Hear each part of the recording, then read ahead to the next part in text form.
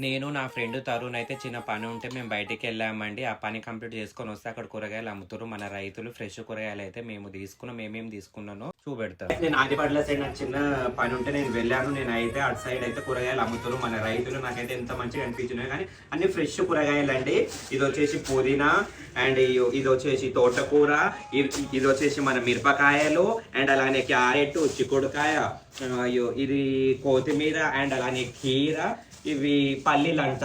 నాకు పేరు అయితే తెలియదు. ఇక మీకు పేరు తెలిస్తే ఇక మీరైతే కామెంట్ చేయండి. సో ఇంకా మనకైతే ఫ్రెష్ కూరగాయలు అండి. ఇక మనకి ఎక్కడైతే అంత ఫ్రెష్ ఉండదు, అంత మురిగిపోయినాయి అవి ఇవి. ఇప్పుడు షాపింగ్ మాల్స్లలో కూడా మోర్లు అట్లా ఇట్లా పెడతారు, అవి అయితే ఫ్రెష్ కాదు.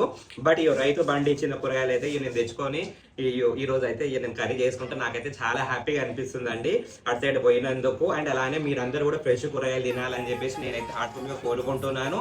అండ్ అలానే మన ఛానల్ ఎవరైనా కొత్తగా చూస్తే సబ్స్క్రైబ్ చేసుకోండి, లైక్ చేయండి, షేర్ చేయండి, కామెంట్ చేయండి. ఓకేనా గైస్, మళ్ళీ నెక్స్ట్ వీడియో కలుసుకుంటాను.